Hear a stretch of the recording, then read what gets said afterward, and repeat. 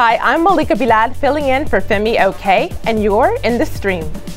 Today, putting a price tag on the legacy of slavery. We'll look at the Caribbean's campaign for reparations.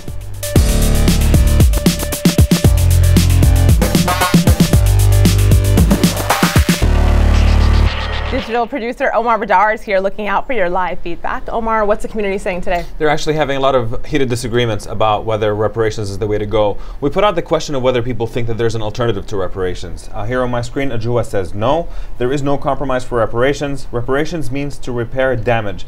Britain, France, etc. have a lot of work to do.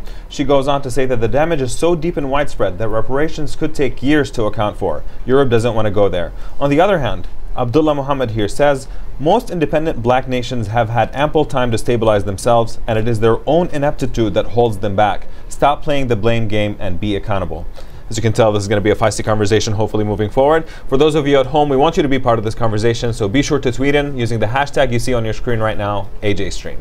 Now, of course, Twitter isn't the only way to be part of this show. You can also send us a 30-second video comment. Just go to stream.aljazeera.com, where I am on my computer now. Click on the red button and record. It's an easy way to add your voice to the stream.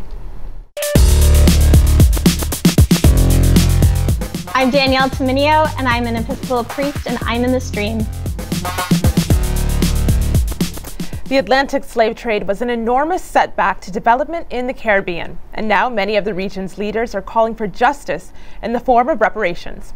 14 countries are filing a lawsuit against their former European colonizers, seeking payment for damages including native genocide and racism. Here's what some Caribbean leaders had to say at the UN General Assembly back in September. Reparations must be directed toward repairing the damage inflicted by slavery and racism, with the central focus of righting the wrongs of the past and elevating the status of our people. Former slave-owning states should begin a reconciliation process by formally acknowledging the cruelties committed over the 400 years of the African slave trade.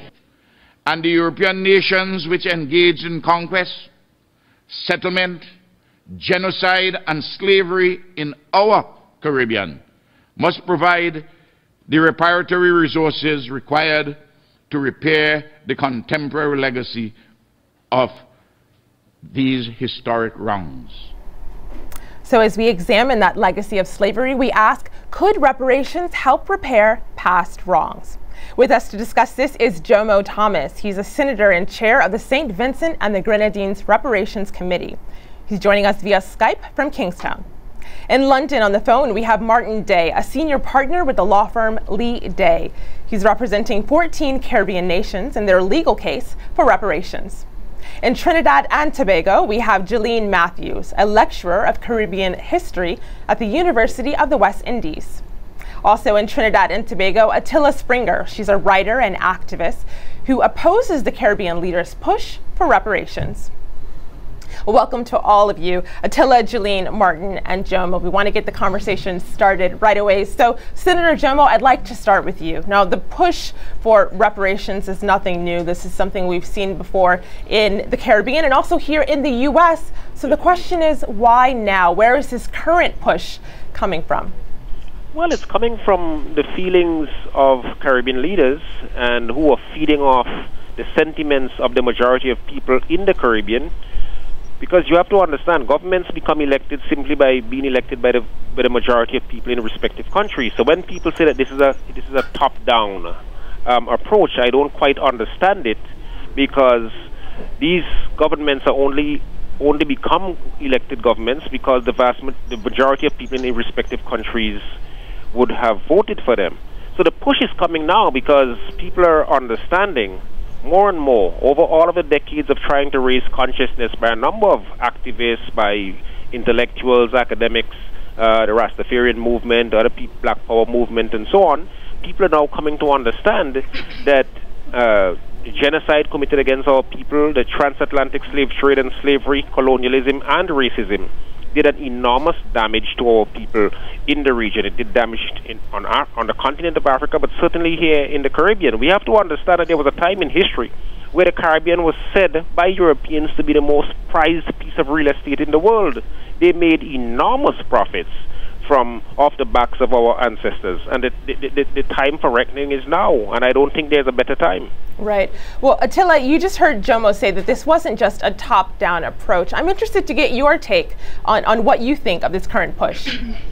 I just want to give some background. I mean, I've been involved in emancipation celebrations. I was one of those first young people who used to go and take part in emancipation celebrations when it was not a national holiday, when I was just a child and it was 20 of us walking down the street. Now, emancipation is the biggest Pan-African festival celebration in the Caribbean, in the Western Hemisphere.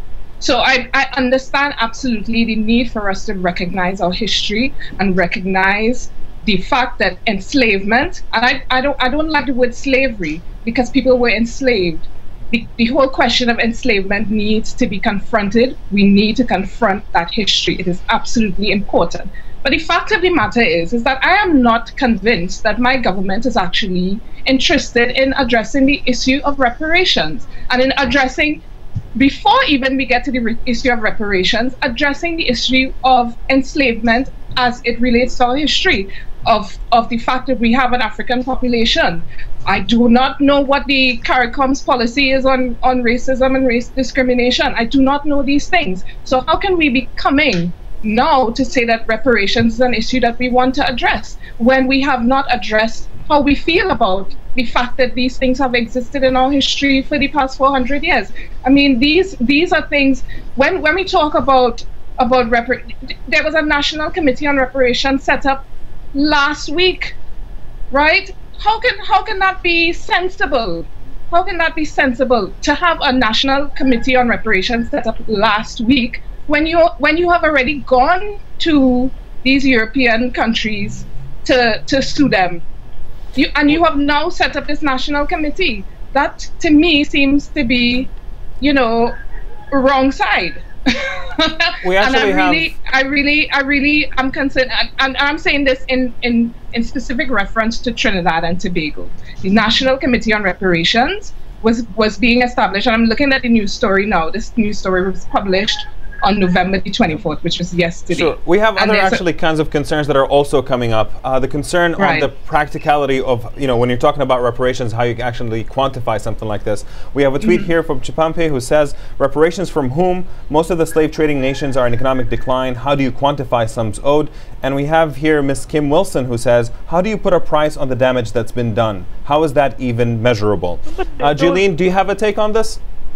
Okay, yes I do, but before I respond to that, can I just go back a little bit when you asked the question, sure, why now? Why are we having a reparation movement now? I just want to add to the response by Jomo Thomas. I think that declaration by the United Nations in 2011 of IPA, the International Year of the People of African Descent, was very crucial in terms of building consciousness and building awareness and respect and dignity for people of African descent.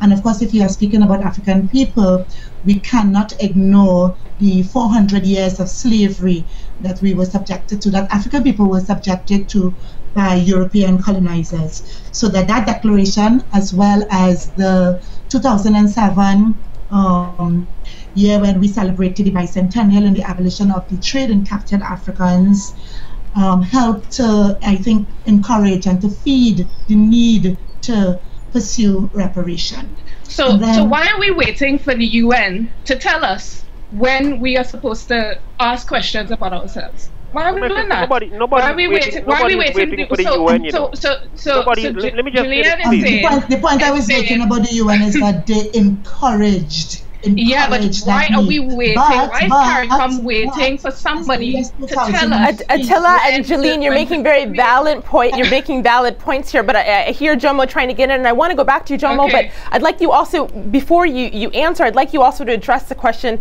that Omar Badar raised in that tweet. And how do you quantify the price of slavery? But those are non-issues. You don't quantify the price. You don't. Look. I think this is a project, it's an enormous project, and people can try, their actuarians, their historians, their economists, their accountants who can attempt to do this.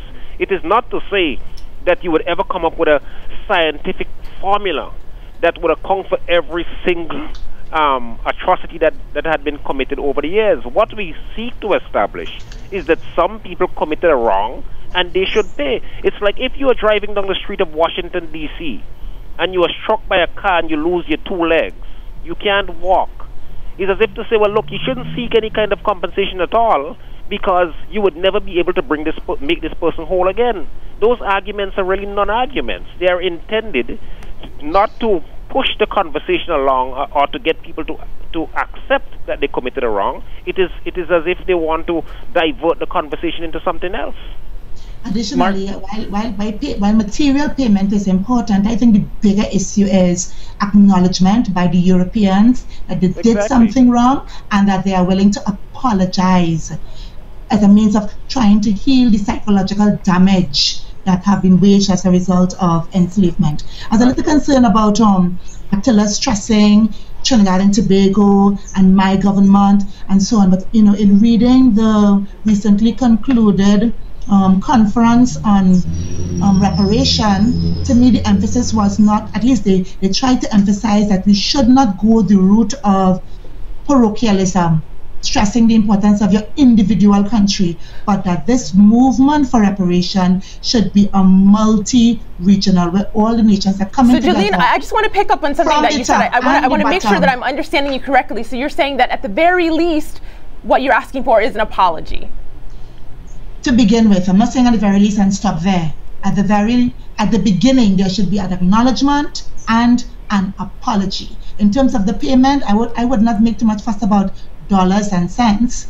Some of the heads of government, CARICOM, meeting together, have stressed the importance of Europe contributing to programs of development in the Caribbean. Martin, I would like to bring Martin into the conversation, but first I have a video comment from Flora in New York. Take a listen to this. The people of Europe and the United States need to understand that they are benefiting from the crimes of their ancestors, mainly colonialism and slavery. This is kind of like the children of organized crime leaders. They may not have committed the crimes themselves, but they are certainly benefiting the crimes of their parents. So maybe reparations might not be the answer, but there has to be some kind of justice. Martin, what do you think of that analogy and also of the idea that some of these European colonial powers are still benefiting from what had been carried out many years ago? The whole case to me seems to be very strongly tied to the question as to what is the impact of slavery on the Caribbean today. And from Jomo and the other team members here today, also from talking to prime ministers, it is strongly the view of the Caribbean. I think that they are left with a legacy that is very much there today here in 2013. This is not just some historic event that one's trying to get recompense for. It's to say that there is this long-lasting impact, and that it's only really by being able to go to the Western powers and laying out there to say, look, there are many things that you could do now to try and bring the Caribbean to the position it should have been in if it wasn't for slavery at this stage. And I think that it was said about the apology. I think that's obviously a part of it, but my experience from other cases, an apology is always important, but it's only felt to be proper justice if it's combined with proper compensation for. In this instance, it's not about. I think certainly our advice to the member states of the CARICOM countries, the 14 members of CARICOM, that it's not about trying to claim all the injury and loss and torture suffered by the terrible, terrible suffering of the slaves at the time, but it's much more about the impact of the Caribbean today and how they can move forward from that. But Martin, of course, you're a senior partner at a law firm, so how strong is the legal case here? And if it's not, is it more about a moral case? Well, we were very clear when Prime Minister Gonzalez from the St. Vincent came to see us back in May of this year and asked us if we would assist the CARICOM states by representing them. And when we went out to Trinidad in July to talk to all the CARICOM states, we were very clear that, it's a tough case. There's no question of it. A case a few hundred years old is pretty tough. But we're seeing increasing examples of cases which are much older than perhaps previously thought as being potentially successful in the courts, actually being successful. And I think that, it's a tough ask, but I think in the end, the primary point is that slavery is probably the worst episode that humankind has ever seen. And the fact that the Western powers, the Western states, still benefit in many different ways from what happened during that era, and the legacy that is still having to be suffered by the Caribbean and other countries as well, I think is something that the world has to come to terms with. And I feel confident that the court will at least give us a good hearing. It's an uphill task, but I think I feel at least confident we'll get a good hearing, and there's always a chance of success. And you're up for the challenge. Yep. Yeah, absolutely. We've been working very hard with the politicians, and as Jomo's rightly said, I'm due to come over to the Caribbean in the next few days to meet with a lot of the academics at the West Indies University to start developing the actual claim itself. So we are absolutely looking forward to the challenge. Attila, we have a couple of comments here on Twitter that would like to, they're raising some concerns that I know that you share. Obiya says, I live in Trinidad and Tobago. The issue of proper usage of the money that would be paid in reparations is a huge one given the corruption allegations against the government. And Mike Jardine goes on to say the money would go into the pockets of the rich politicians and their cronies. Very little would go to development projects. In your view, given these types of concerns out there, what would you like to see practically as a way to try to avoid these kinds of outcomes if reparations were paid? Two things. I would like to see clarity from CARICOM. I would like to see consultation, because as it stands right now, I can't think of anywhere, and please Jomo correct me if I'm wrong, I cannot think of anywhere in the region where there have been public consultations so far on the issue. And I would really like. But even at that point, you can stop right there, because there has been enormous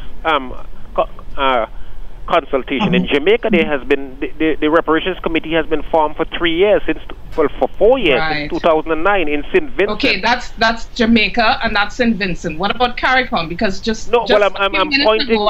You're talking about CARICOM is. CARICOM is not. If CARICOM is going forward with CARICOM is not leading. CARICOM is not. My sister. If CARICOM is going forward with a case collectively. Let me finish my point, please. So Jomo, let's have Attila finish her point and then have you respond. My brother, if CARICOM is going forward with a case collectively, why has CARICOM not come up with a collective position on what consultation and what information should be going to the public, the Caribbean public, about this issue? And that's all I'm saying. There needs to be open communication and consultation. So Jomo, let's get Jomo's response. Has there been a referendum? You say that there has been consultation. What does that look like?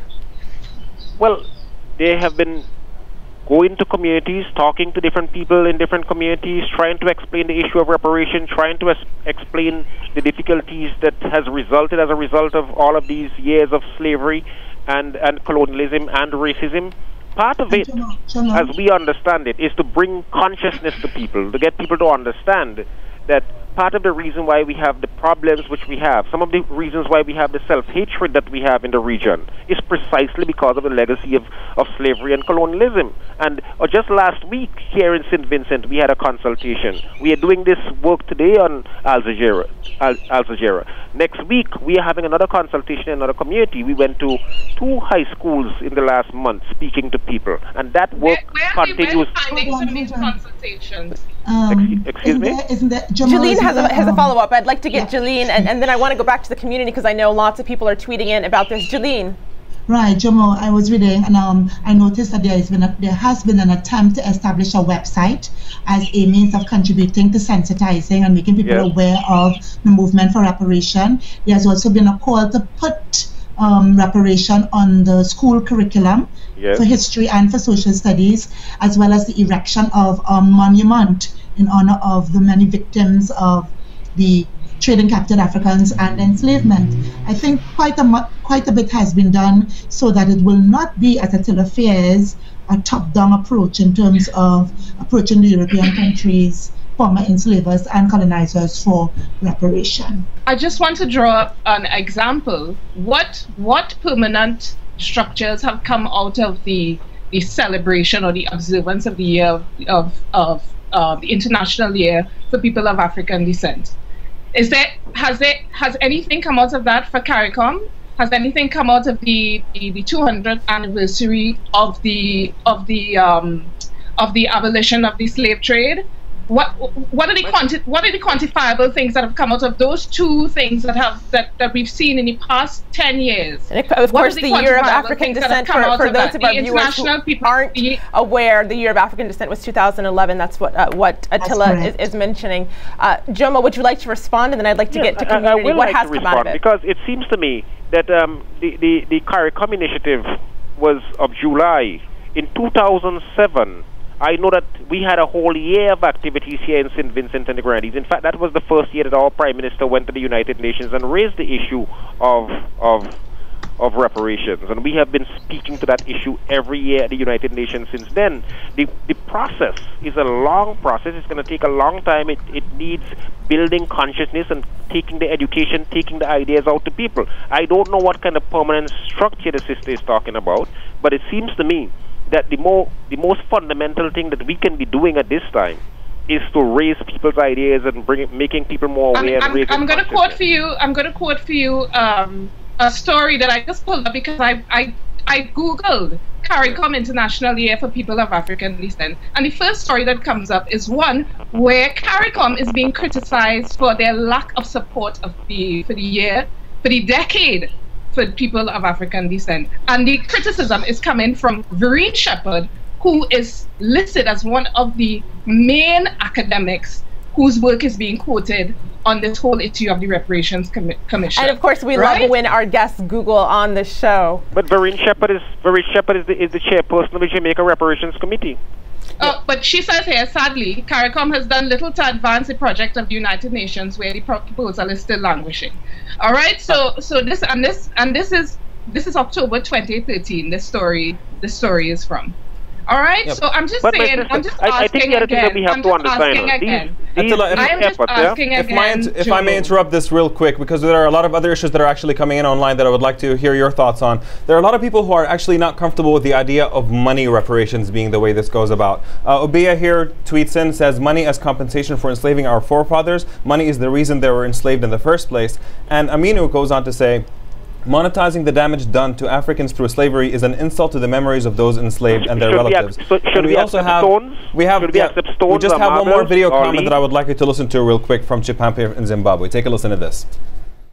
I think this is totally the wrong measure to start seeking reparations. To be honest, it's almost mendicant.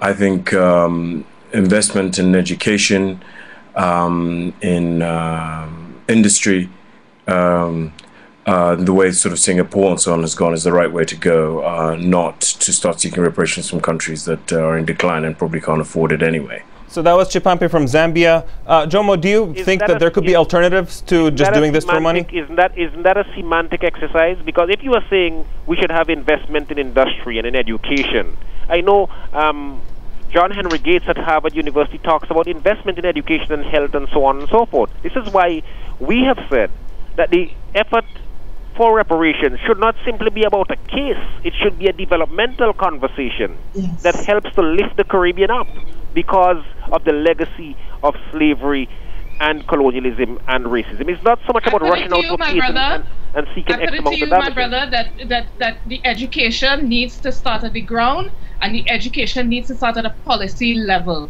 because the people who are in CARICOM not understanding something about the reality of what is going on in the ground, where there is such casual racism and there's such casual... Attila, you're mentioning excellent points, and that's exactly where we're going to have to leave the show and bring up those excellent points in the post-show. I hate to do it, but it makes for a heated post-show.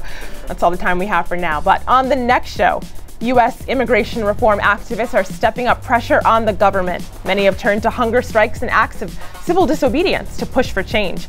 But will these pressure tactics succeed in getting laws passed? My colleague Josh Rushing will be hosting that show on Tuesday. For now, stay with us. The post show is next at stream.aljazeera.com.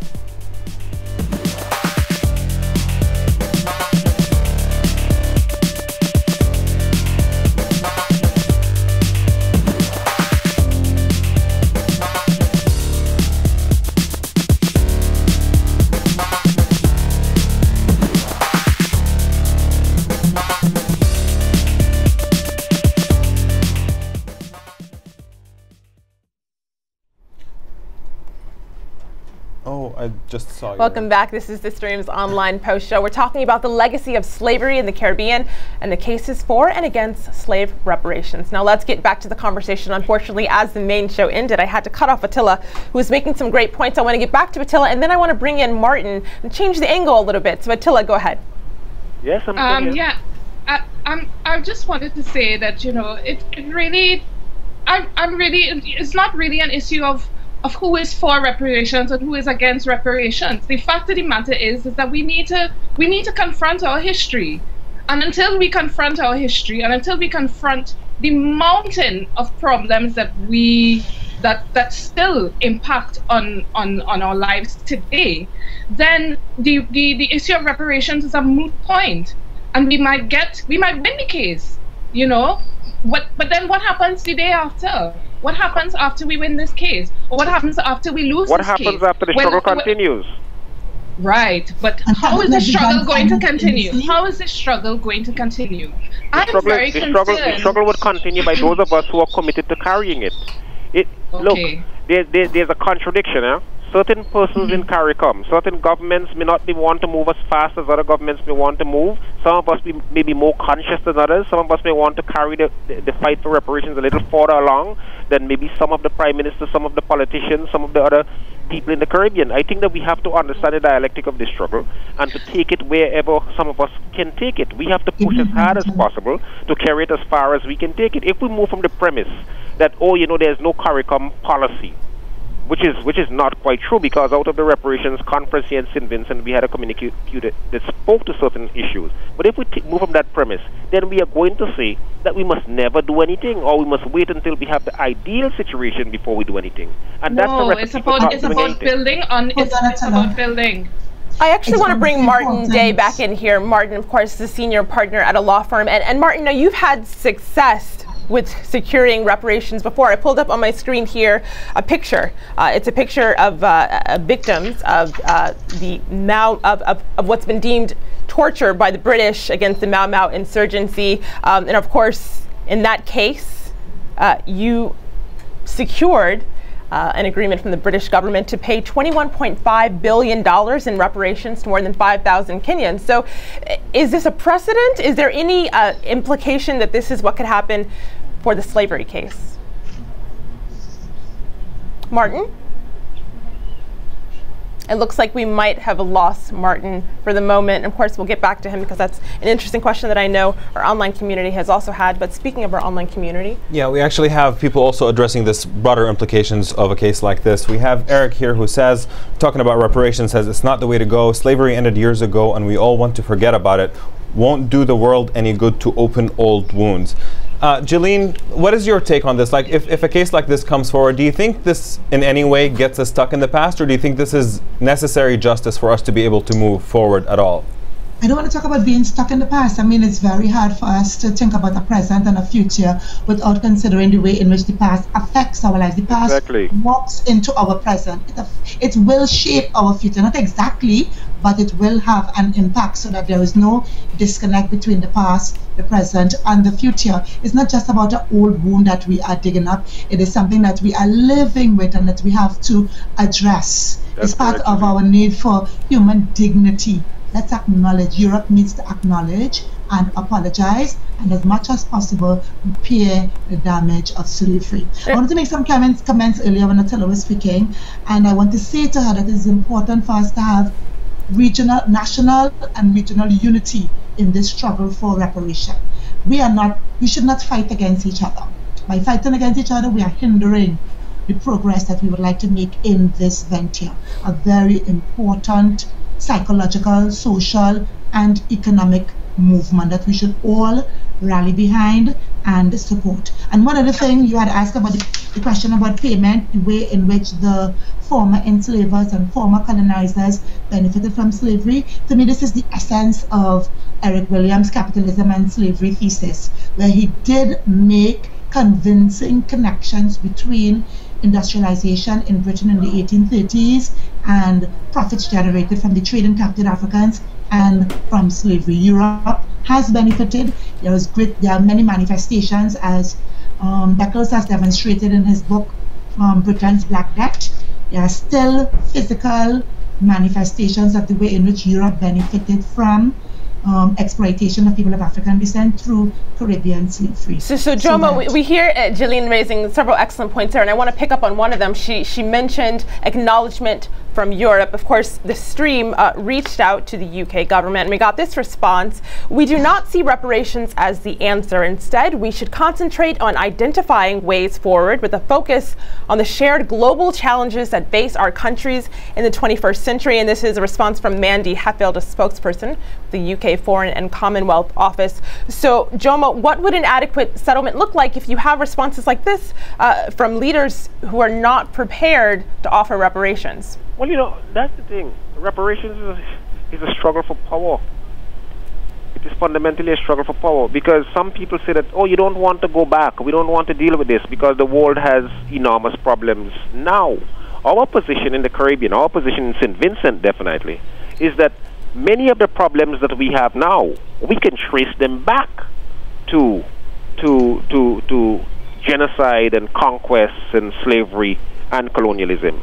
In St. Vincent, at the time when the British took control of St. Vincent in 1795, the British, it is estimated that St. Vincent had a population of about 10,000. 5,000 of them were exiled onto a small island just south of mainland St. Vincent. And in the 3 months that they stayed there, about 3,000 of them died, and the remaining 2,000 was sent to what is now called Belize. If that crime had been committed today, somebody, some official, someplace would have been heading to The Hague for war crimes, and we are saying that these crimes must be paid for. Yes. Attila, on the principle of whether reparations actually belong, we have a lot of people who are in our online community who actually dispute whether reparations are even owed at all. I would like to take a look at a couple of comments. We have Daniel here who says, I do not believe that this compensation is appropriate or necessary because the victims have long since died. Western nations and their citizens do not bear collective guilt here because centuries have passed since then. And we also have another comment here from Spencer who says, I didn't take any slaves, my ancestors did. The people demanding a free check didn't suffer from slavery, their ancestors did. Just to take the conversation back to a more basic level, how would you begin to explain why this is owed at this point? Is that a question for me? Yes. Yeah. I mean, you know, I went to Ghana this year, just to tell a story. I went to Ghana this year and I visited Elmina Castle and I visited the Cape Coast. And partway through the tour of the dungeons in Cape Coast, the tour guide just mentioned very casually, he said, you know, do you feel the surface of the ground beneath you? It was kind of like very soft asphalt. And then he said, so I said, yes, it feels like soft asphalt. And then he said, you know what that is? That is the concretized remains of all the filth, the blood, all the excretions of the hundreds and thousands and millions of people who passed through these dungeons, and it was never washed down. It just stayed there and remained solidified. And to me, that was an indication of why things like us remembering is so important. It really, really is crucial. And then when you walk, and then I live part of my time in London, and when I walk through London, I see all of these buildings, I see all of the stuff that exists in the British Museum. I see all of the wealth that is waved in my face, in the faces of all of the migrants who passed through the UK, and I think, this is mine. My ancestors built this, and some of this is owed to me and owed to the communities that built this with their blood and their sweat. Attila, those are incredibly poignant words to end this show on. I'm sorry that I have to cut it off there. I'm fascinated listening to what you all have to say, but of course, that's all the time we have for now. One more tweet from our community, though. Yeah, we have just the closing sentiments. Ajua here says, reparations could provide a sense of closure to a 400-year-old wound that remains open, blistered, and infected. And Peter says, unfortunately, slavery is a permanent tattoo, a wound that is too deep to fully heal. There is no way of mending the damage of slavery. Echoing what our guests said, and I want to thank all of our guests today, Jomo Thomas, Martin Day, Jalene Matthews, and Attila Springer. Now on the next show, U.S. immigration reform activists are stepping up pressure on the government. Many have turned to hunger strikes and acts of civil disobedience to push for change. But will these tactics succeed in getting laws passed? That's next time on The Stream. Thanks for watching.